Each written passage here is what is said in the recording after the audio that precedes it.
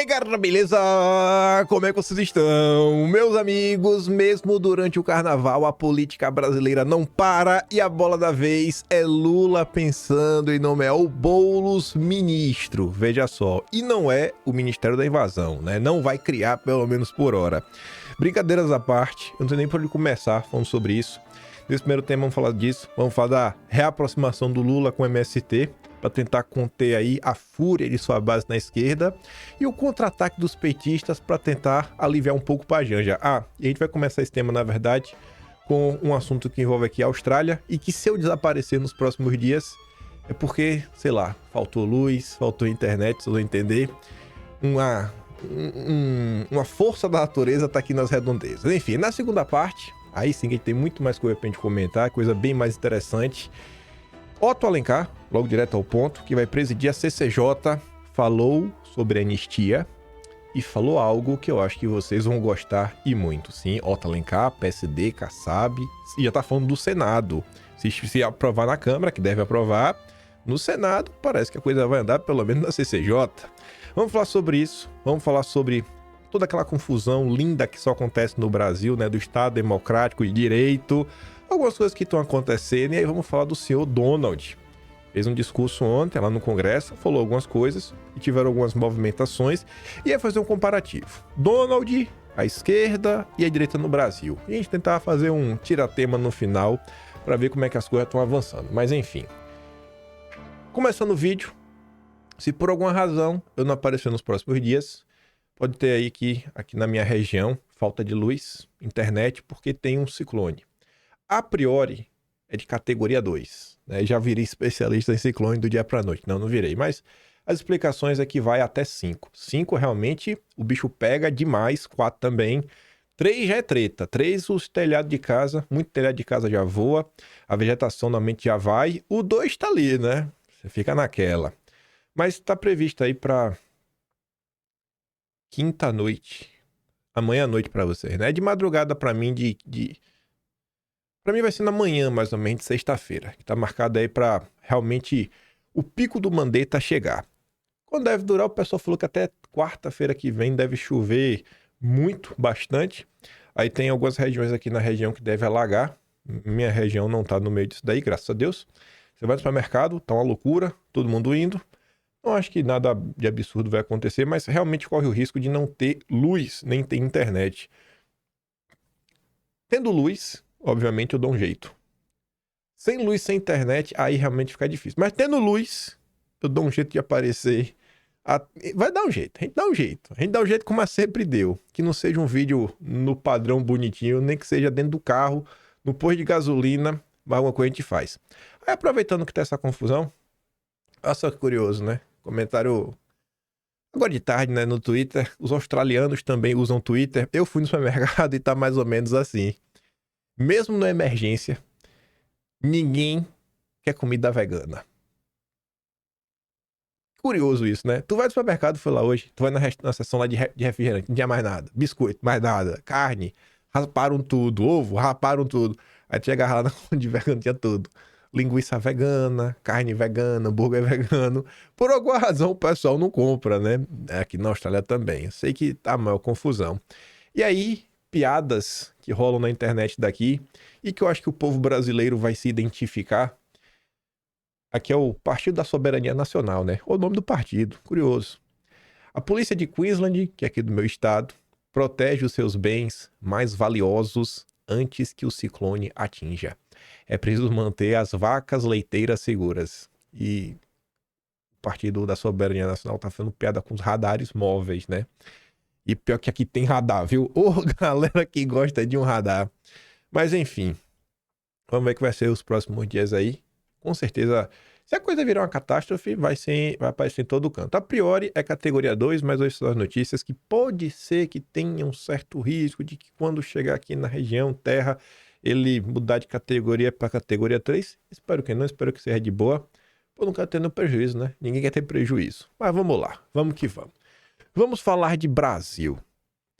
Lula avalia Boulos para ministério no Planalto. Não é piada, é notícia real. A nomeação de Gleisi para articulação política acendeu o debate sobre o novo titular da Secretaria-Geral da Presidência. A vaga era cotada para ser a Gleisi, entrar no lugar do Márcio Macedo. E não foi a Gleisi. A Gleisi assumiu o ministério do Padilha. E aí ficou, e agora? Porque o Macedo tá para sair. Lula avaliou o nome do Boulos para substituir o Márcio Macedo, também do PT. De acordo com interlocutores de Lula já mencionou em conversas o nome de Boulos. Boulos ocuparia a pasta responsável pela interlocução com movimentos sociais. O que, querendo ou não, tem até uma ligação com o Boulos, né? Já que veio do MTST, gosta de uma baguncinha. Então estaria no ministério que tem tudo a ver com ele. Atual ocupante da função, Macedo foi tesoureiro da campanha de Lula à presidência em 2022.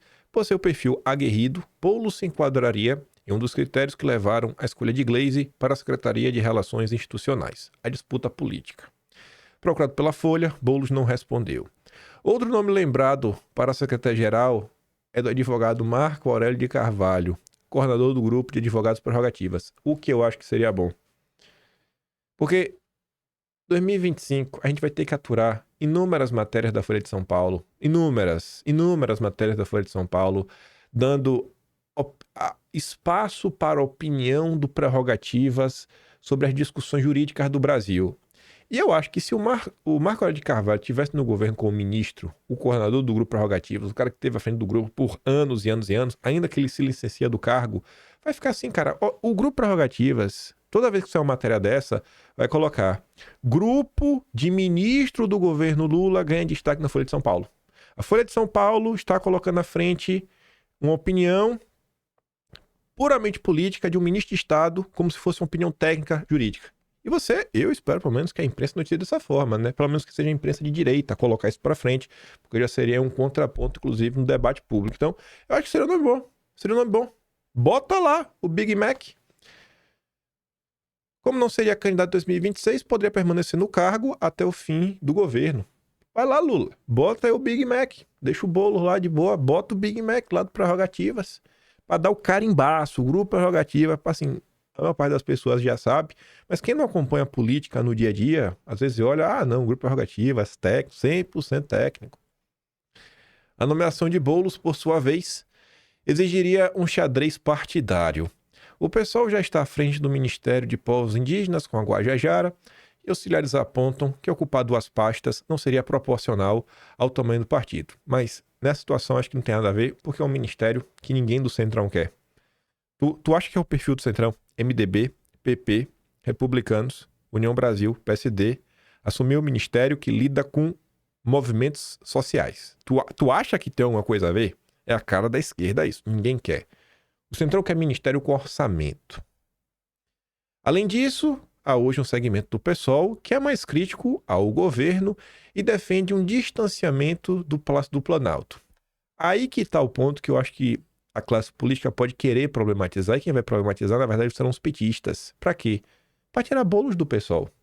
Uma das possibilidades seria a filiação de Boulos ao PT, algo para o que seus aliados vêm pressionando já há algum tempo. Desde a época, antes da época da campanha. Vai pro PT, Boulos. Tua casa, é tua cara. E essa tensão dentro do PSOL, inclusive, é o grupo que o Boulos faz parte com o grupo do Glauber Braga, Samia Bonfim, que é o grupo que estava ao lado do companheiro Decache, nosso amigo da tropa, que foi expulso do partido pelo lado do Boulos, porque se recusou a fazer pareceres favoráveis ao governo. Enfim, essa pasta não é alvo do Centrão, diferentemente da Secretaria de Relações Institucionais, para a qual reivindicava o nome do MDB, do PP ou do Republicanos. Que é o que eu falei, né? Lidar com o movimento sindical, social, o Centrão não quer isso. O Centrão quer ministério com dinheiro. Aliados de Lula, desde o princípio das conversas sobre reforma ministerial, sempre disseram que Lula não terá no Planalto alguém que não seja de sua estrita confiança. E além disso, ele sempre teve palacianos essencialmente petistas. Em conversas, Lula chegou a dizer que considerava Boulos mais petista do que alguns filiados ao PT. Mas bote o Marco Aurélio de Carvalho, esse é bom. Bote lá o Big Mac, prerrogativa, bota o carimbaço no prerrogativa, assim, para o restante da população que ainda não conhece esse vínculo umbilical entre o Prerrogativas e o PT saber. Para toda vez que sair uma matéria na imprensa, a gente poder falar aqui, ó. Grupo de ministro petista vende opinião política como se fosse técnica. Em busca de reaproximação, Lula planeja primeira visita a assentamento do MST neste mandato. Isso aqui não é piada, gente. É uma coisa que a gente vem repetindo, que tem que repetir, né? Repete, aí por osmose a coisa vai entrando na cabeça. Lula 3, não é o Lula 1, não é Lula 2. É Lula versão Biden, Partido Democrata, woke. Todos os aliados históricos de Lula foram deixados de lado. Os aliados prioritários do Lula, desde o início do mandato, eram Biden não é mais, né? Pois que era. Mas enfim, continua sendo Macron, continua sendo Ursula von der Leyen, Comissão Europeia, Faria Lima, bilionários brasileiros. E a turma da esquerda ficou chupando o dedo. Lula ainda pegou o Ministério da Agricultura, dividiu, deu uma parte que não serve para quase nada, deu pro Paulo Teixeira do PT e o agro mesmo, o que manda, deixou na mão do Centrão lá com o Fávaro. Aí agora que estamos aí já na reta para começar a discutir a eleição de 2026, Lula está tentando reagrupar a sua base. Aí no meio dessa confusão, vê ali o subtítulo: o presidente lida atualmente com a queda de popularidade mostrada por pesquisas e com a insatisfação do movimento com a gestão de Paulo Teixeira na pasta da agricultura. Só que não é só o Paulo Teixeira o problema é o governo como um todo. Aí o Lula, que adora procurar alguém para colocar a culpa, colocou um alvo aí, né, no Paulo Teixeira. Aliados de Lula dizem que evento com MST pode ser termômetro de permanência de ministro. Se o evento for um fracasso, se não gerar mídia positiva, o que eu acho que, conhecendo nosso amigo Sidônio, a gente vai conseguir emplacar um gol, né? Vamos aí, vamos entregar na mão do Sidônio.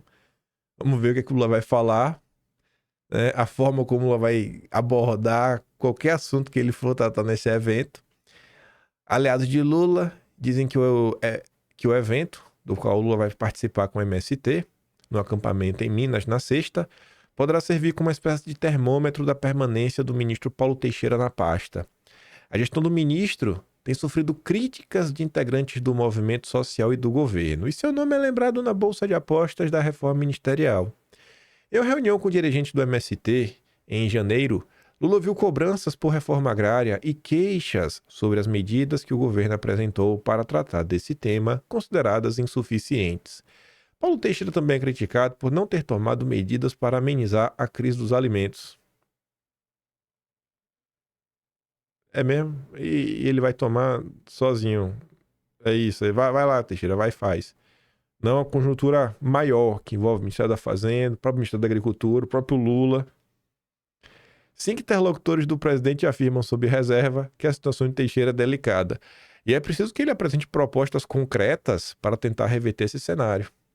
O auxiliar de Lula diz que o próprio presidente tem uma avaliação negativa da gestão, mas minimiza a importância do ato em Minas para mudar isso ou não. Nada do que o Lula quer é manter a sua base de apoio, né, aguerrida e apoiando ele. Ninguém ouviu falar Não, o MST ouviu falar, tiveram as invasões aí já em 2023. Aí no meio de toda essa confusão, Lula vem se movimentando por conta das pesquisas, tá todo mundo vendo. As pesquisas mostram que a Janja não é bem vista pela população brasileira. E aí a direita vem se movimentando, fazendo alguns requerimentos, porque a primeira-dama, conhecida como Esbanja também, tem aí uma linda equipe de pessoas que auxiliam ela, e vem fazendo algumas coisas que acho que são passíveis de questionamentos, né? Então, vários requerimentos estão entrando em campo. Aí, a genialidade do PT nos mostra que, para defender Janja, PT lança mega ofensiva contra Michele Bolsonaro. Cada requerimento contra a Janja, vamos apresentar 2 contra a Michele, afirma Lindenberg. Mas a Michele, ela não tem cargo político, não tem nada, né? Então, apresenta aí, Lindenberg. Pelo que eu saiba, a Michele não é primeira-dama. Então, eu não tô entendendo onde você quer chegar com isso. Eu acho que vai se virar contra você mesmo. O Vilimiga até comenta que a manchete deveria ser: para abafar escândalos de Janja, PT lança mega ofensiva contra Michele. O Estadão vai um pouquinho mais além e coloca assim, ó: líder do PT quer preparar dossiê contra Michele Bolsonaro para defender Janja de acusações. Lindenberg enviou ofícios para a Polícia Federal, Casa Civil, CGU, Ministério Público Federal, PL Mulher, Ministério Público Federal. PL Mulher disse que parlamentar requentou série de denúncias mentirosas contra a ex-primeira-dama. Aí a Thalita fala, é impressionante como o PT e seus puxadinhos perseguem Bolsonaro e sua família. Isso só mostra que eles estão dispostos a tudo para se perpetuar no poder. A perseguição implacável não para, é dia sim, dia também. É nojento, vil e rasteiro. Mas se não fosse isso, não era o PT, né? Não tem o que apresentar, tentar fugir, criar uma cortina de fumaça para ver se deixam de falar deles. Pois bem, vamos ver uma entrevista que se me falassem eu não acreditava. Mas fica difícil não acreditar porque é da Globo. De hoje já dia 5 de março, 3h30 da manhã. Nem sempre a prioridade do Haddad é a do Congresso. Afirma Horto Alencar, novo presidente da CCJ do Senado. Aí eu li assim, né? A chamada me interessou um pouquinho porque falou, rapaz, o que me chamou a atenção? Na minha cabeça, quando eu li essa manchete, aí eu lembrei que o Kassab falou mal do Haddad mais de uma vez e que nessa reforma ministerial, o PSD na Câmara quer mais espaço. Porque o Senado tem o Alexandre Silveira, que é senador do Ministério de Minas e Energia, e o Fávaro, do Ministério da Agricultura.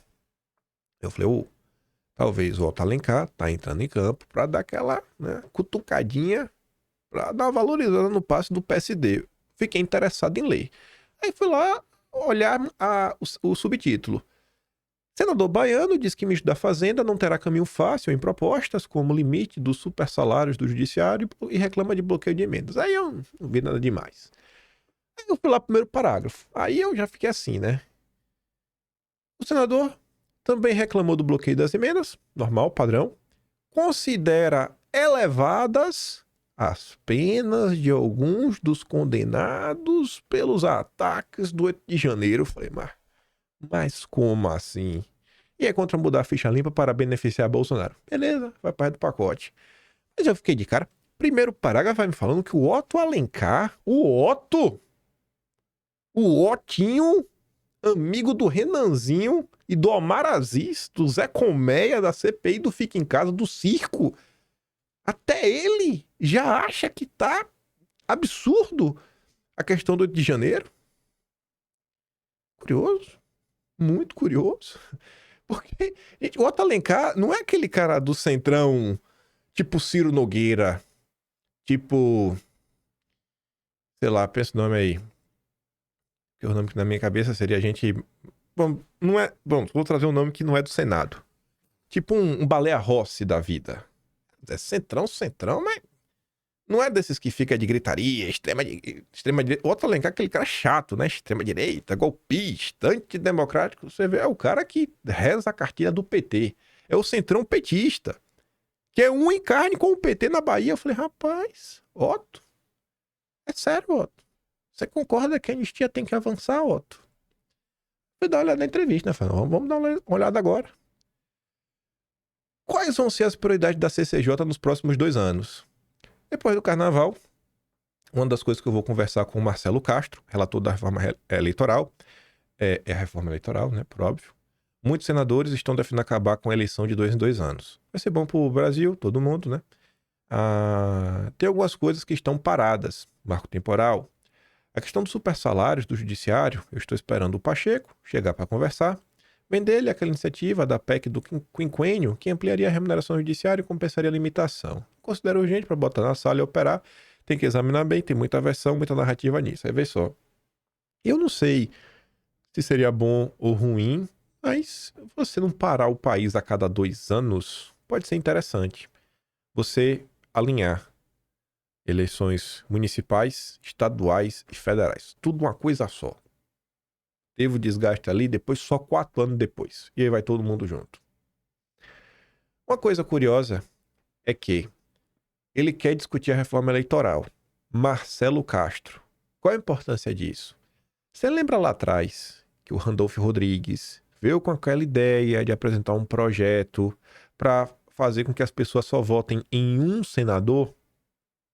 Para, com isso, impedir que Bolsonaro e a direita consigam maioria agora em 2027, elegendo 2 senadores por estado. Vocês lembram disso? O Randolfo Rodrigues apresentou, tirou. E por que o Randolfo Rodrigues apresentou e tirou o seu próprio projeto? Porque Randolfo acredita que tem mais chance de prosperar se ele tentar colocar uma emenda dentro do projeto do Marcelo Castro, que é esse daqui, ó. Então tem que ficar de olho, mas de olho assim, ó, aberto. Bota 2 palitos assim, ó, pra ele não fechar, pra ver o que vai estar nessa reforma do Marcelo Castro. Espero que os nossos senadores estejam assim, ó. Desde já, desde agora. Na verdade, nem esperem. Que com essa notícia aí, eu espero que a turma tenha assessoria de imprensa, né? Tá lendo os jornais, que a partir de hoje, já veio isso daqui no Globo hoje, já pega o telefone, senadores, em especial do PL, procurem saber o que está sendo colocado aí em discussão e barrem, né? Vamos colocar para a coisa travar. A questão de limitar os super salários entrou na lista de prioridade de Haddad. Mas nem sempre é prioridade do Haddad, é prioridade do Congresso. Tem coisas que não é prioridade para o governo e é prioridade para nós. Ficou naquela, eu falei, e aí, será que vai ser um recado pro Haddad, na linha que o Kassab quis passar, só para valorizar o seu passe? Aí que vem a parte boa. Bolsonaro tá procurando o Kassab por apoio à anistia. Ele chegou a falar com o senhor? Não. O Kassab esteve aqui comigo. Nós tratamos desse assunto, entre tantos. Eu expus a minha visão a ele. É o que eu estou expondo aqui. Caso aprovada na Câmara, caberá ao senhor pautar o projeto na CCJ. Você vai pautar? Não pode confundir lei da ficha limpa com a lei da anistia. Estão querendo fazer confusão. Não, ninguém está fazendo confusão. Todo mundo sabe que a lei da anistia é uma coisa, a ficha limpa é outra. O da lei da ficha limpa, totalmente contra, claro. Que eu, sendo presidente, instado a botar para votar, por lideranças, eu vou botar. Mas eu sou pessoalmente contra. Então deixa o negócio em aberto, né? Eu sou contra, mas se quiser botar, eu boto. A outra coisa são os condenados do 8 de janeiro. Ao meu ver, tem que ser revisto caso a caso, apenas que foram além do necessário. Muitos que estavam ali eram pessoas contratadas e que não sabiam nem que estavam tentando um golpe militar.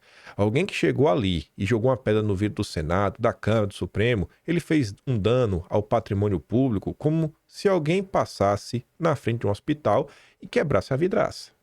E o crime para quem passa na frente do hospital, quebrar a vidraça, não são 17 anos de cadeia. E você vê, ó, a fala dele já é carregada, né? Estavam tentando um golpe militar. Que golpe militar? Maluco. Mas mesmo um cara que vê dessa forma o assunto consegue compreender que a pena tá demais. 17 anos de cadeia. Cara, tá demais. Tá demais.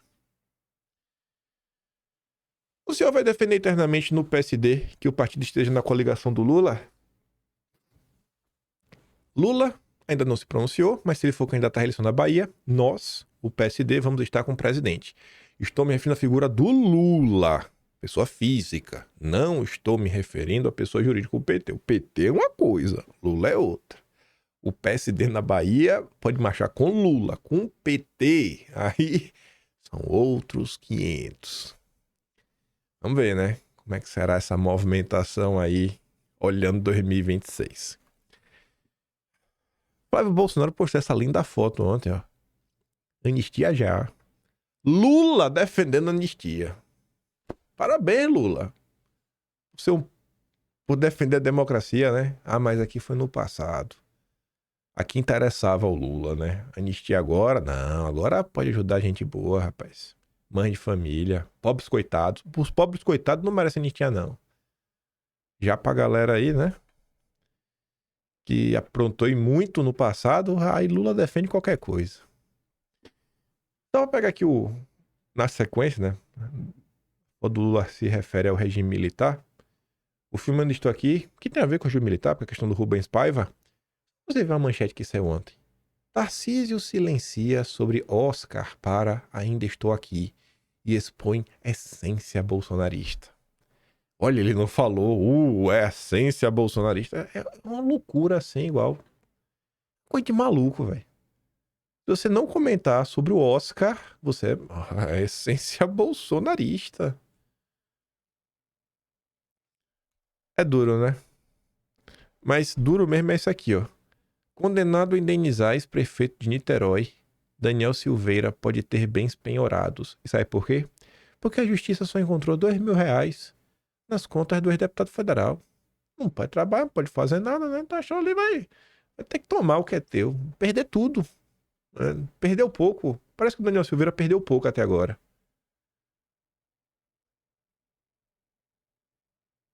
Eu me pergunto, mas a Thalita ali revoltada, né? Faz um comentário revoltado. Como é que você chega pra uma pessoa de direita que acompanha o que acontece no dia a dia no Brasil? Olha pra ela e fala, ô rapaz, tenha calma. Não se deixe levar pela emoção. Como é que você fala isso pra uma pessoa que vê esse tipo de notícia? Sabendo o que aconteceu, conhecendo o caso do Daniel Silveira, conhecendo a questão do indulto, conhecendo pelo que ele foi preso. Difícil, né? Na sequência, que a gente acompanha nos últimos dias, vocês devem ter acompanhado, né? Eu não coloquei nada aqui em específico, porque a maior parte das coisas que aconteceram foram recortes que pessoas comuns, né, pegaram, fizeram e colocaram para andar. Muita tia do Zap, muito tio do churrasco. De entrevistas que o Eduardo Bolsonaro concedeu ultimamente. Ele concedeu entrevista agora nos Estados Unidos, concedeu entrevista para o Dantas, concedeu entrevista para a Revista Oeste e acho que para mais algum lugar. Isso nos últimos 3, 4 dias.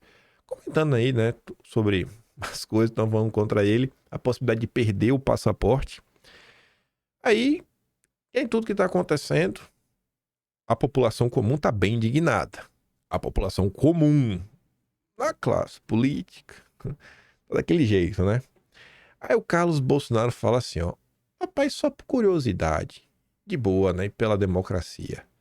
Por onde andam os candidatos da União, da direita, inquestionáveis e absolutos, mesmo com Bolsonaro despontando mais uma vez? Além disso, surgem novas e absurdas perseguições, desta vez novamente contra um deputado federal, coincidentemente filho de Bolsonaro. É tudo coincidência. Aí o Carlos pergunta, né, cadê a turma da União da Direita? A União da Direita tá meio... tá curtindo o carnaval, né? Só cervejinha. É um momento de união, né? De curtir a vida. Aí você vê o Castanhon, que é um cara de esquerda, nunca afiliado ao PDT, né? O confisco do passaporte do deputado federal Eduardo Bolsonaro, simplesmente porque ele está defendendo a posição de seu pai no exterior, é uma aberração que somente vai reforçar as pressões internacionais por sanções ao Brasil e a versão que estamos em um estado de exceção. Não tá fazendo aquela defesa assim, mas tá falando, cara, isso não vai ajudar muito não, velho. Isso é ruim, né? Você vai depositar na conta do Brasil. Aí, olha esse aqui, pro outro lado. Aí depois eu mostro o outro. O outro é mais impactante. Pedro Cerise, dono do antagonista, nosso grande liberal. Eduardo Bolsonaro foi o deputado mais assíduo esse ano, só que em Washington.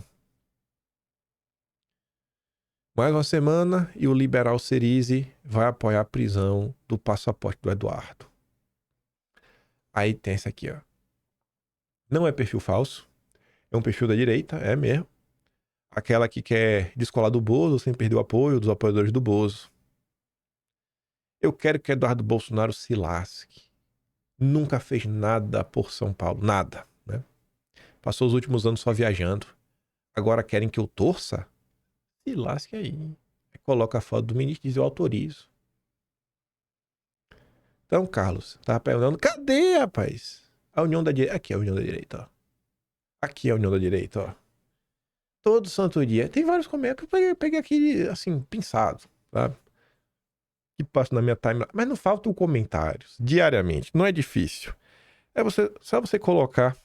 Você coloca na busca, tipo assim, Frouxonaro. Aí você começa a dar uma lida no que tá rolando. Quantidade de perfis. Aí você vê as pessoas que estão interagindo, você vai andar olhando. Não faltam lindos comentários sobre a nossa linda democracia brasileira. Mas não para por aí. Você vê, né? Bolsonaro postou um vídeo comentando, falando até do professor Olavo e tudo mais. Aí o meu cara lá, o Felipe Saldanha. O Jair quer uma segunda chance. A esquerda vinha destruindo o país. O povo se rebelou, saiu às ruas. Jair capitalizou a revolta popular. O acordo entre o povo e o Jair era só um, quebrar o sistema. Apoio popular não lhe faltou. O que ele fez? Responda com sinceridade, diga a verdade. 2025. E a galera ainda tá achando que política se faz com apoio popular. Aí o Jeffter pergunta assim, ó, apoio popular não faltou, certeza? Por que Motta e Alcolumbre ganhariam mesmo sem este apoio popular? Porque quem vota são os deputados e senadores. Enquanto não entenderem a regra do jogo, não vamos sair do lugar. E é bom que aprendam, porque em 2026, o apoio popular, se o apoio popular não fizer maioria, né, a gente vai perder de novo. Todo dia, uma crítica construtiva, né, não é indiretinha, não é nada... É uma crítica construtiva, né, é um questionamento honesto. Aí eu me deparo com isso aqui. Perfil oficial do Diretório do Partido Novo de São Paulo, nosso grande Sabugosa. Semana passada, a gente fez um vídeo comentando sobre a hipocrisia do Marcel Van Hatten, que cobra que o judiciário pare de dar entrevistas, pare de falar em público, se manifeste apenas nos autos, e esse mesmo cara que diz isso quer que o Mendonça abra a boca. Aí fica uma eterna contradição. Aí o Petrópolis Conservador fez um recorte desse vídeo, postou. Aí ele fala, o Partido Novo ataca Bolsonaro desde sempre, que precisa ocupar o espaço dele que ele conquistou. Não outra estratégia para se liberar os progressistas, não tentar implodir a direita conservadora por dentro. Aí sai falando. Aí o perfil oficial do Partido Novo de São Paulo escreve, ó. Direita conservadora? Nunes, Kassab, Alcolumbre e o mensaleiro Valdemar? Bom, não acho que ninguém da direita considera Kassab, Alcolumbre, Nunes e o mensaleiro Valdemar como membros da direita conservadora. Acho que ninguém considera isso. Mas tudo bem. Esse tweet foi bom, porque eu falei, ó, rapaz, deixa eu dar uma olhada no que é que o Partido Novo anda compartilhando. Olha só. Compartilhando a postagem do Vega. PT é esquerda assumida. Bolsonaro é a esquerda que se diz de direita. E o Partido Novo é a direita verdadeira. Então, Carlos Bolsonaro, você queria saber cadê a união da direita? Está aqui. Eu falo, eu mostro. Eu falo, eu mostro. Se apagou, o print é eterno. Mas tá aí. Saibam que agora eu tenho contato, né? Aí eu mandei, rapaz. Os burocratas que hoje estão aí, né? No diretório. Deixa eu ver aqui se dá pra ler. Deixa eu ver se dá pra ler, pra não ficar... Pera aí. Deixa eu ver a mensagem.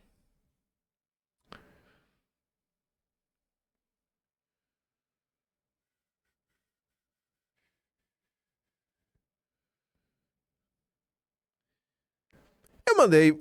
Dá pra resumir o seguinte.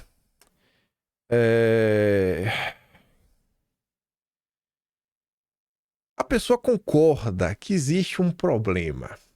Que é um problema mais, assim, a forma como expõe a crítica. Vamos falar assim, né? É um problema de comunicação interna, né? Talvez... que deveria ser um partido que está mais aberto aos eleitores, né?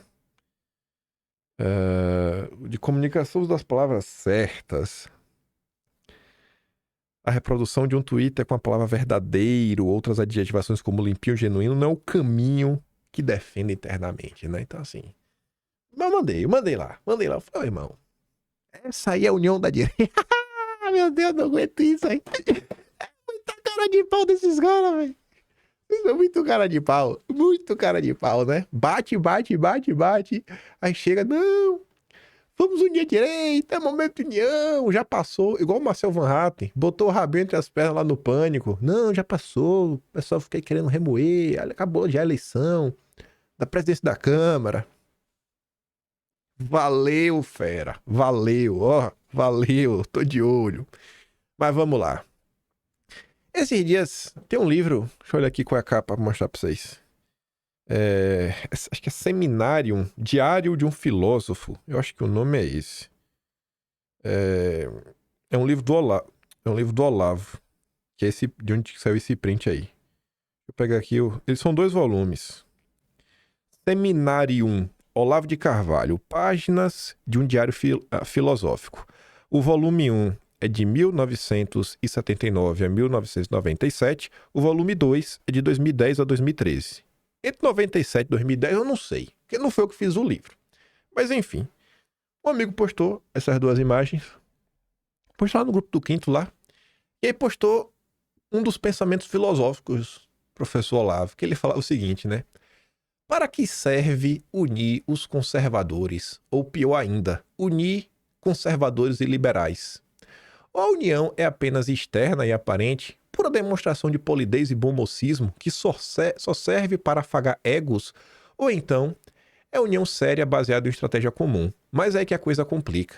Não posso entrar em nenhuma união baseada numa estratégia bocó, antecipadamente condenada ao fracasso. Seria sacrificar muitas vidas no altar das boas aparências, e as minhas análises estratégicas, por seu lado, não podem ser aceitas pela elite da direita, porque exigiriam que ela começasse a estudar tudo desde o começo, isto é, reconhecesse que até agora não disse nada que preste, além de umas palavrinhas contra o PT. Só sabe ser antipetista. A grande elite pensante da direita brasileira. Esse texto aqui se encaixa muito bem no momento atual, né?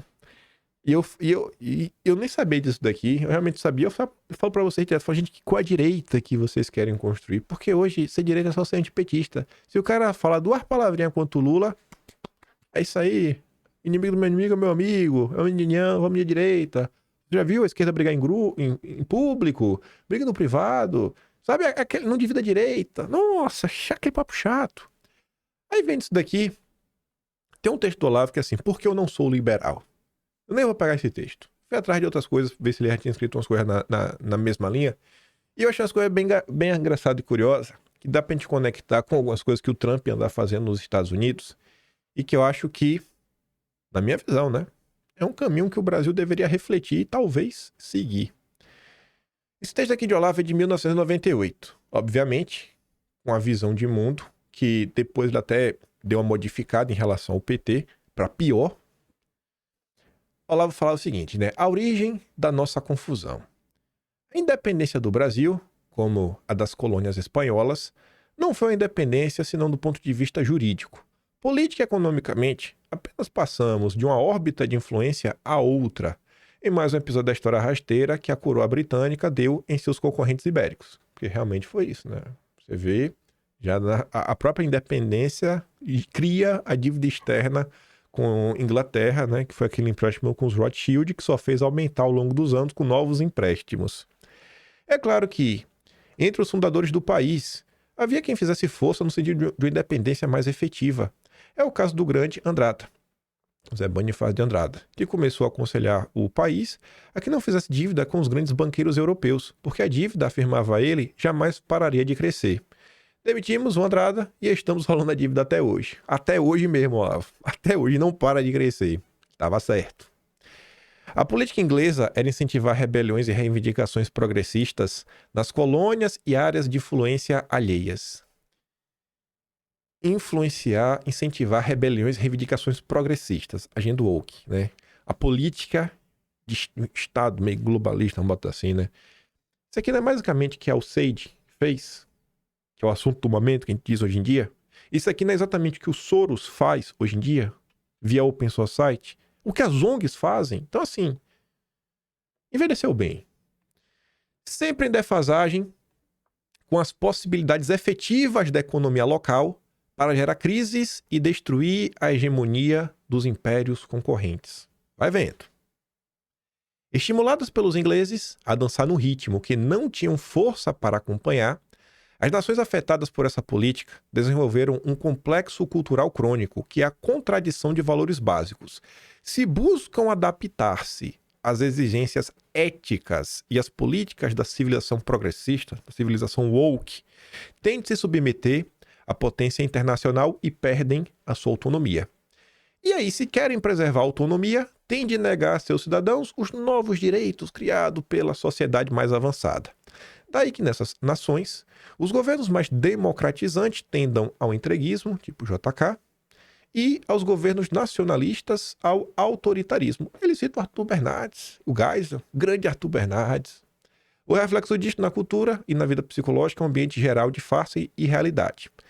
onde todas as propostas têm algum vício secreto e onde ninguém pode dizer plenamente o que pensa, porque todos se sentem, no fundo, culpados de inconsistência. Aí veja, para dar um exemplo, né, o que ele está falando, essa contradição entre se vai por um caminho, você fica parecendo que você é um autoritário. Se não, você acaba cedendo para uma potência globalista. Mais tarde, o centro ativo da transformação mundial saiu da Europa e foi dividido entre Estados Unidos e União Soviética, hoje parece estar voltando para a Europa Ocidental. Isso aqui foi de 1998. Mas não importa, são sempre os outros que ditam o nosso ritmo e nos forçam a mudanças que se ampliam os direitos nominais da população, restringem a autonomia nacional e se ampliam a autonomia nacional, atrasam a evolução dos direitos. Isso acontece hoje, por exemplo, com muita clareza na questão da ecologia. Vamos dar um exemplo para entender o que o Olavo estava tentando comentar. Ou defendemos o interesse nacional e nos tornamos ecologicamente atrasados, ou adotamos as novas normas ecológicas, abdicando de nossa soberania, como ocorre nas reservas indígenas, onde ONGs estrangeiras mandam e desmandam e onde o cidadão brasileiro não pode sequer entrar. Nenhuma das alternativas nos satisfaz e não podemos também dispensar uma ou a outra. As potências que dirigem o nosso movimento estão plenamente conscientes da posição insustentável do duplo desconforto que cronicamente nos colocam.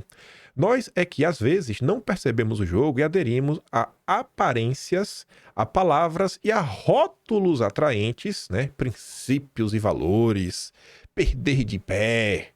Ora, louvamos o nacionalismo sem assumir a responsabilidade pelo atraso político que ele criará necessariamente. Ora, proclamamos idealisticamente novos direitos sociais e políticos sem termos a coragem de confessar que o preço deles será nossa submissão maior a potências internacionais.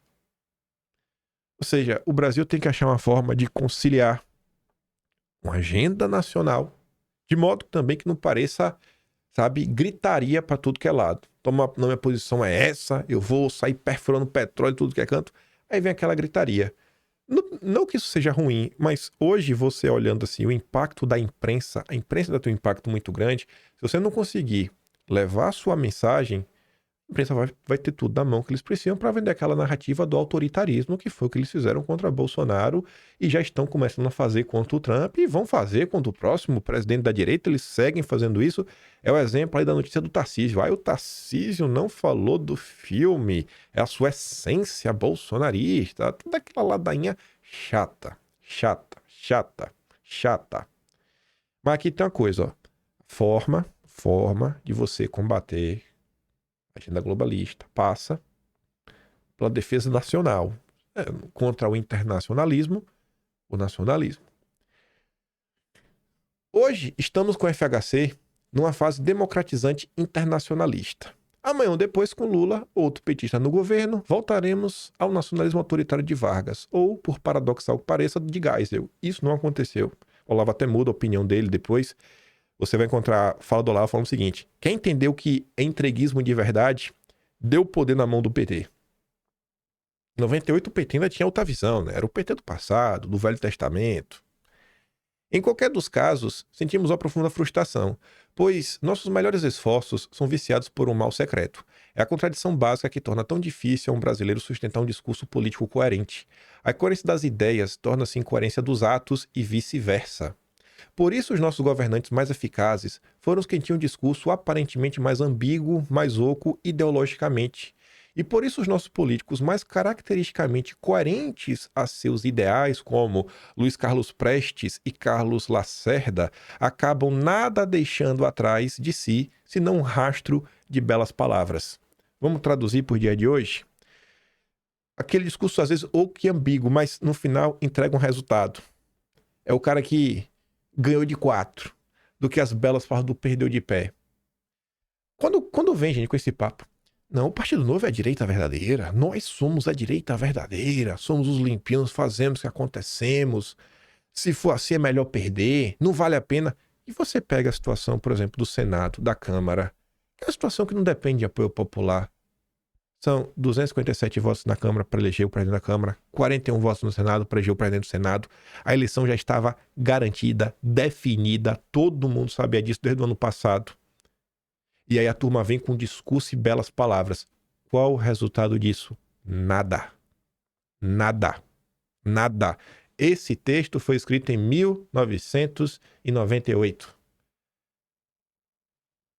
Quando você vai nas redes sociais, o que as pessoas evocam do Olavo de Carvalho? Tweets dele criticando Bolsonaro. Só isso que serve. Esse é o legado atual de Olavo de Carvalho. É o que os seus alunos vêm fazendo. Reproduzir tweets das críticas deles a Bolsonaro. Cara, vai procurar algum texto dele mais curioso, com mais algum detalhe. Esse texto tem 27 anos. 27 anos. E tá aí a turma do Princípios e Valores. Mas esse texto aqui ele é mais direto ao ponto da questão dos liberais. Eu acho que não tem nenhuma chance de você conseguir colocar uma agenda realmente para avançar, que vai trazer algum resultado com essa turma da União da Direita. A Oportunidade dos Liberais, 13 de agosto de 2000, publicado no Zero Hora de Porto Alegre. A esquerda tornou-se hegemônica porque sabe para onde quer ir e sabe fazer as pessoas pensarem que, ajudando a chegar lá, estão indo para onde elas próprias querem. A direita só sabe o que o povo não quer. E mesmo quando luta pelo mais óbvio interesses do povo, dá a impressão de estar agindo no interesse próprio. Quantas vezes vocês não leem? Bolsonaro só se interessa pela própria família. Isso aqui é só... Você fala, cara, o cara tá lutando aqui para ter o mínimo de respeito à Constituição, Estado Democrático de Direito. Só pensa na própria família.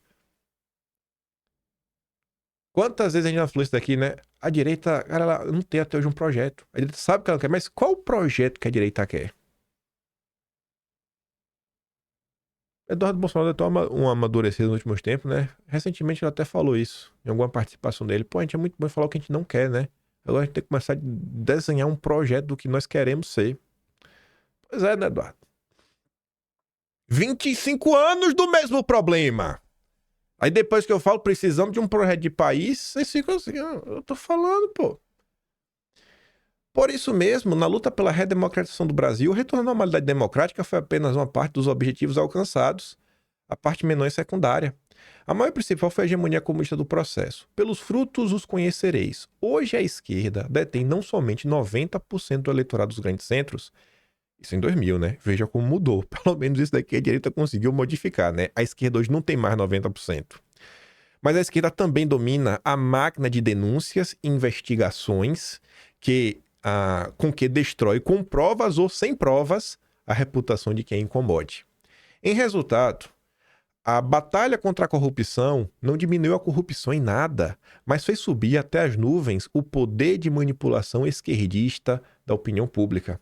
O PT se vendia como os paladinos da justiça, da luta contra a corrupção. Do mesmo modo, campanhas sentimentaloides contra a miséria, feitas com o único propósito de absorver na estratégia esquerdista a Praça Nacional de Assistência Social, não atenuaram em nada a pobreza, mas abriram perspectivas deliciosamente limitadas para a dominação moral das consciências pelo establishment esquerdista. A esquerda é preocupada com os mais pobres. Veja como o empenho da direita, no caso do PIX, fez muita gente olhar para a esquerda de forma diferente. Veja o Otávio, aquela frase do Otávio Guedes da Globo News é muito marcante. Pela primeira vez, Lula tem uma opinião que está falando: a esquerda não gosta de pobre. A esquerda trabalha contra o pobre. A esquerda está taxando o pobre. E o Lula não sabe lidar com isso.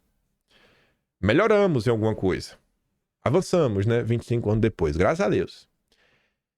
Para fazer face ao assalto esquerdista generalizado, a direita liberal não conta senão com um recurso ideológico específico e limitado: apologia da economia de mercado. Tudo para... O mercado se autorregula, é a mão invisível do mercado. Os liberais são tão eficientes e valorosos na luta por esse item único quanto são omissos e indefesos em tudo mais. Cadê o Pedro Cerise para defender as vítimas do 8 de janeiro? Cadê o mercado? Cadê a Faria Lima? Cadê o BTG? Cadê o Itaú? Cadê o Moreira Salles? Mínio Fraga? Cadê todos os liberais? Ah, porque são os liberais verdadeiros, né? Muita gente aí, né, que acho que desaparece nessas horas. Ante o avanço simultâneo do adversário em todas as frentes, apegam-se à defesa de uma cidade, de um bairro, de um edifício, com o desespero de quem se deu uma batalha por perdida e já não deseja salvar senão esse último símbolo de sua honra guerreira.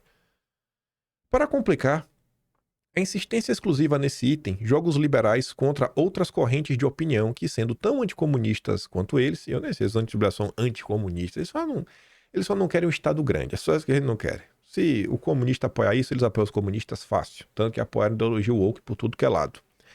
Enfim, ele joga os liberais contra outras correntes de opinião que identificam o liberalismo com dominação globalista e olham com temor e desconfiança a possibilidade de maior ingerência estrangeira nos assuntos nacionais. Entre o comunismo, que abominam, e o neoliberalismo, que temem, essas correntes estão hoje isoladas e sem ação. Como nelas há muitos militares, os comunistas já perceberam sua importância vital e fazem esforços dioturnos para conquistá-las, mas não conseguiram ainda.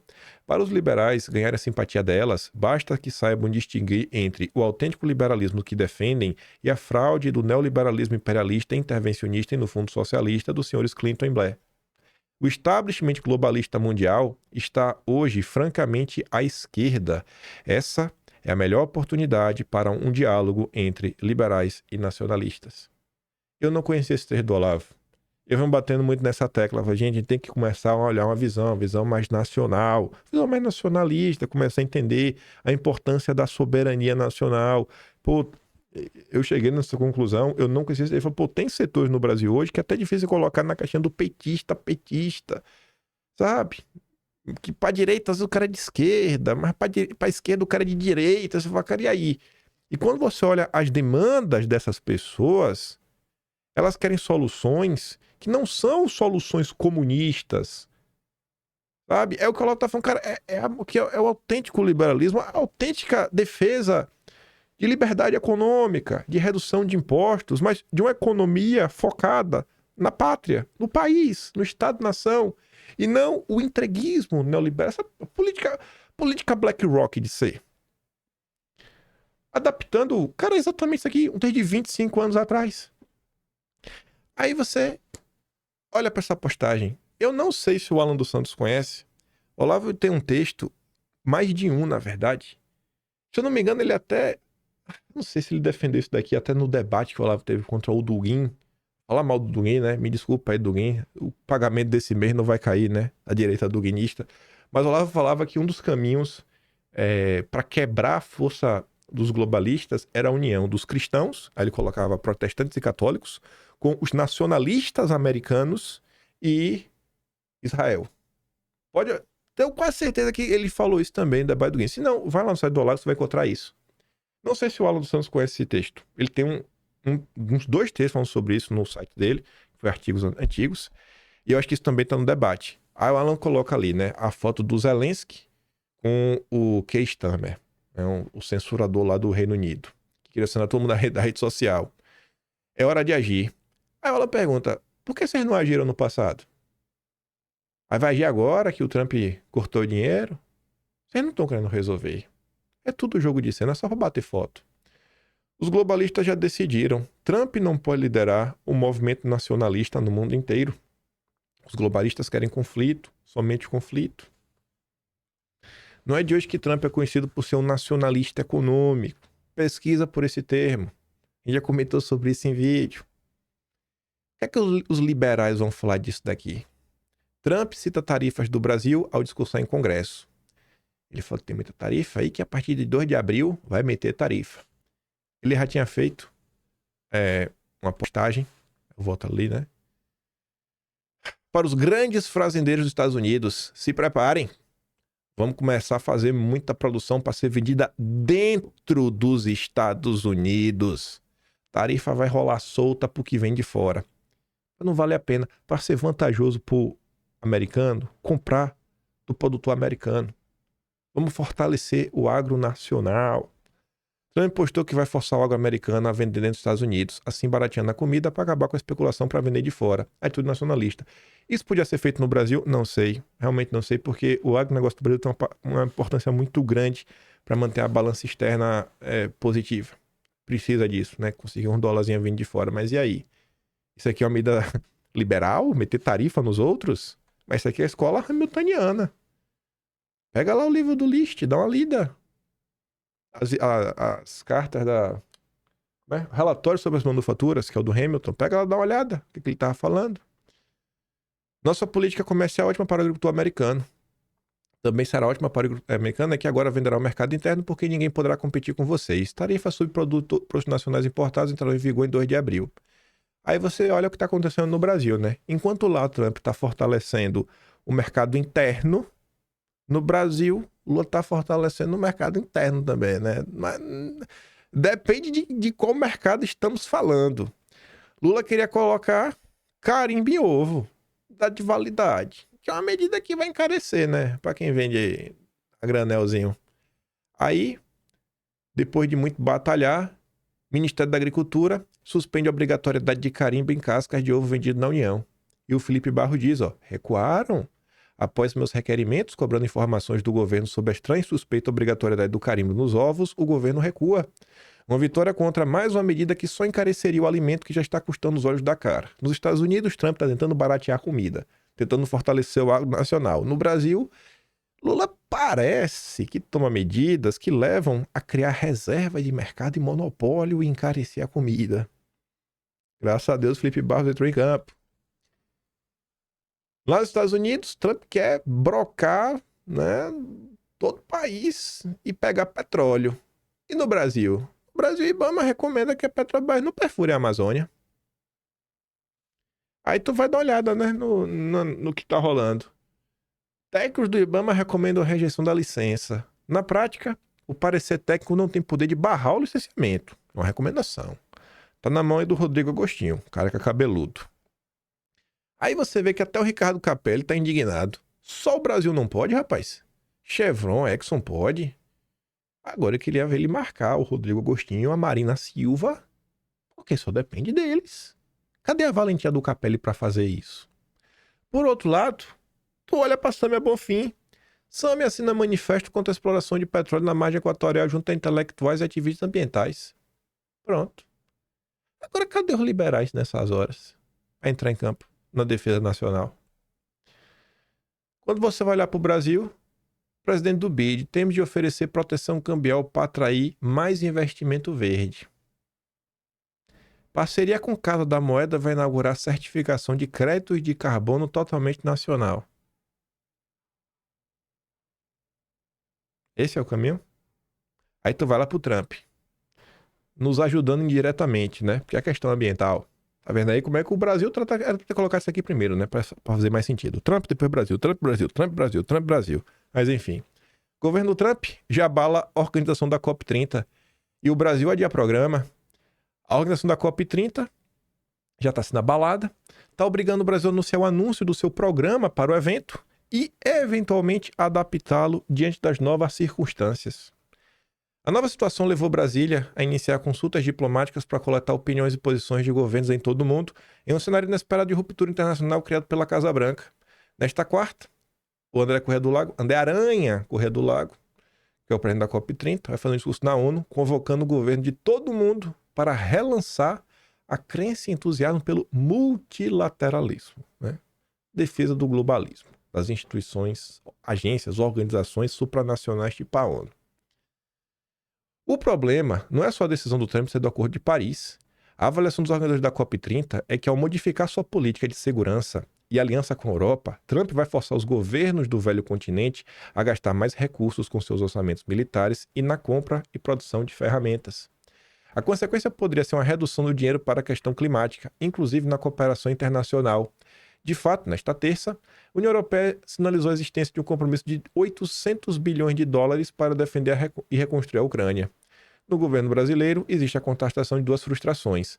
A primeira é dos emergentes diante da realidade de corte de recursos pelos Estados Unidos, mas a segunda frustração é que, entre os países ricos, haverá uma pressão para que europeus, japoneses e outros cubram o buraco deixado pelos americanos nas contas do combate ao clima. Então, o dinheiro do lobby climático para atrasar o Brasil vai ficar assim, ó, vai ficar podado. Talvez falte dinheiro para isso. Aí você vai para os Estados Unidos. Enquanto o Brasil está aí focando no COP30, não explorar, né, a margem equatorial, Trump está anunciando os Estados Unidos 100 bilhões de investimento da TSMC para a produção de chips. A maior produtora de chips do mundo, lá em Taiwan. Um produto com alto valor agregado. uma coisa que, geopoliticamente falando, pode pesar demais na balança, inclusive contra o seu maior concorrente comercial, que é a comunada, né? Você vê a contradição entre os países. Para o lado que um país marcha e um lado que o Brasil tá marchando. E tem gente falando que o Trump não sabe de nada, que ele tá todo errado. Trump duguinista, se vendeu pro Putin. Aí você vai olhar pro Brasil. Enquanto o Trump tá dando enquadro na comunada, a comunada no Brasil, né? Chinesa BYD adquire direitos de exploração de lítio no Brasil. Onde? Coronel Mutra, Vale do Jequitinhonha, em Minas. Terra do Zema. Segundo documentos obtidos pela agência de notícias Reuters, a aquisição dos direitos de exploração em local feito em 2023 por meio de uma subsidiária da empresa chamada Exploração Mineral do Brasil, subsidiária. É o mesmo processo aí da subsidiária. Fala de subsidiária, eu lembro da Nova Limense, que era da Hannah Mine, o Dulles, Ivan Haslocher, CPI do Ibate, Rubens Paiva. Falar de subsidiária, eu lembro da Dema, da Molycorp, né? Subsidiária da Huacheng, que no final do dia acabaram tudo que é na mão da CBMM, dos Moreira Salles. Eu já vi esse filme. O Brasil sempre se dá mal no final. De um lado, dando enquadro na comunada. Do outro, entreguismo. Entreguismo. Entreguismo. O Brasil lançou em maio de 2023 a campanha Vale do Lítio. A Reuters aponta que visitas recentes dos Estados Unidos, a Arábia Saudita e Comunada demonstram interesse global no Brasil como mercado para a corrida de acesso a minerais estratégicos. E o Brasil ele não consegue ele mesmo explorar, agregar algum tipo de valor, dar aquela refinada básica para vender. Não é fazer a bateria, mas pelo menos não vender o lítio cru. Ah, Brasil. Por outro lado, lembra no passado, não essa do lítio, mas a compra dos Comuna, de uma mina de urânio, lembra? Urgente. Acionado por mim, logo que o caso veio à tona, o CAD acaba de confirmar que vai investigar a compra bilionária da mineradora Taboca pela CNMC dos Comunas. A mina situada no Amazonas fica logo ao lado de uma imensa reserva de urânio, além de produzir material estratégico para eletrônicos. É mais um atentado contra a soberania nacional que precisamos barrar com urgência. Eu não tô tentando levantar a bola do Felipe Barros. É só fazer um contraponto no Brasil. Aí você fala... Se tivesse aqui algum deputado, né, lá que perde de pé dos princípios e valores da União da Direita, eu tinha comentado, mas não tô vendo, né? Aí vamos voltar. Trump, ação real. Proibir as escolas públicas de fazer doutrinação. Aí não vai ter esse papo woke. Não, nem vou ler o resto. Não vai. Não. E eu quero também uma lei para impedir essa mudança aí. Você nasceu de um jeito, você é de um jeito. Para de querer mexer nas crianças. Não vai. Maior de idade é outra, os 500, né? Mas menor de idade, não vem. Não vem com essas ondas. Nós acabamos com a tirania da chamada diversidade, equidade e inclusão em suas políticas em todo o governo federal, setor privado, também nas forças militares. Não seremos mais woke. Nós acreditamos que tem que ser pela competência. Enfim, e também negócio em dois sexos, masculino e feminino. E acabou. Aí dias atrás, saiu, né? Trump ordenou uma pausa em toda a ajuda militar na Ucrânia. Meu Deus, duguinista, Trump se vendeu pro povo, sabe de nada. Sabe de nada, vai ser traído, tá bom. Aí, olha o Brasil, né? Roberto Freire, olha lá, ó. Com Putin, olha como ele sacode as mãos. Olha com o Kim Jong-un. Olha lá com o Xi, rapaz. Já com o Zelensky ele não quer conversa. Aí ontem, no discurso do Trump, ele conta pro mundo que o Zé, lá da Ucrânia, mandou uma carta aí pra ele, meio que pedindo desculpa, né? Falando, não, estamos prontos aí pra ir na meio de negociação, né? Podemos sentar, conversar, né? Em discurso ao Congresso, o presidente dos Estados Unidos também disse que teve uma conversa séria com a Rússia e que o governo do Putin estaria disposto a negociar o fim do conflito. Esse conflito vai acabar. Daqui a um ano, ninguém nem vai estar falando dele. Vai acabar. Ninguém nem vai mais lembrar que acabou. E vão fingir que o Trump não teve nenhuma participação em acabar o conflito. Pode anotar isso aí. Pode anotar. Aí você vê, né? Só para complementar, já falei isso aqui antes, podia até estar antes. A União Europeia anuncia pacote de 200 bi para fortalecer a defesa na Europa. A Amazônia Azul destaca, ó. Cara, 800 bi de euros, 5 trilhões, mais ou menos, de reais. Enquanto isso, uma das maiores ONGs OCIPs do Brasil, que faz militância contra projetos estratégicos como a Ferrogrão e a Hidrovia do Tocantins, e conseguiu viabilizar a demarcação de terras indígenas em áreas de alto valor, foi financiada pela mesma União Europeia por cerca de 27 milhões. O que são 27 milhões perto de 5 trilhões? Um nada. Um valor insignificante para eles, mas com a eficiência impressionante na concretização de seus objetivos de conflito econômico e reservas minerais para o futuro deles. Trump está colocando tarifa para fortalecer o agro interno. A Europa financiando no Brasil para aumentar o preço, aumentar o custo, né, dos produtos brasileiros. Então não precisa nem botar tarifa, ele só sabota mesmo. Não tem, gente, nenhuma solução para o Brasil que não passe por uma discussão séria de um projeto de nação. Passado em mais de 30 anos, toda essa turma linda, maravilhosa, cheirosa, princípios e valores, eu tô esperando entregar alguma coisa. Pegando, inclusive, o texto de Olavo como referência, quando ele falou, 90% da população estava ali com a esquerda, hoje não é mais. O único movimento que eu vi surgir, que com todos os seus defeitos, entregou algum resultado, foi um movimento encabeçado pelo Bolsonaro. E acabou. Não é mais 90% de esquerda no Brasil, mas nem nos grandes... Nos interiores aí que não é mesmo. E nos grandes centros já não é mais 90%, nem aqui, nem nos cafundó do Judas. Tá ali. Fez o governo, conseguiu entregar muita coisa. Aos trancos e barrancos foi empurrando. Nessas contradições, ambiguidades. Ah, mas você não é esse cara. E indo lá, tentando manejar de um lado e de outro, a coisa foi indo. Dá para melhorar muito mais, com certeza. Mas tem que procurar um projeto assim. De modo que você consiga contemplar outros setores. Sei lá, eu tava assistindo ontem a Turma do Quinto, né? Eu tava falando de arte, cinema. Eu parei pra ver, ficar por dentro, né? Que meus companheiros estão comentando. Aí o José Teófilo tava falando questão de arte. Eu acho que algumas críticas do José Teófilo bem justas. Ele tem lá a birra dele com o Mário Frias, que eu acho uma idiotice sem tamanho. Mas ele tá falando, pô, a direita não pode se perder nisso e tudo mais. E às vezes, eu realmente, isso aí beleza, eu entendo. Às vezes tem alguns discursos que colocam as coisas de modo como se a direita, ela não gostasse das artes, não gostasse dos artistas, sabe? E não é bem assim, todo mundo sabe disso. Ninguém é contra as artes com os artistas, mas a forma como fala, a forma como se expressa. Então assim, como conseguir encontrar, sabe, um meio termo nessas ambiguidades, que a gente consiga conversar com mais pessoas sem perder o controle nacional, um projeto de nação, um projeto de soberania nacional e que não consiga ser visto como um autoritarismo. Não, cara, é um Brasil democrático, lindo, maravilhoso. Tentar encontrar esse meio tempo na equação. E aí você olha para o meio de campo, vai lá na rede social, vê o que a União da Direita está falando, está propondo. É só projeto político de poder pessoal. Só projeto político de poder pessoal. E eu acho que não vai chegar a lugar nenhum. Posso estar errado? Posso.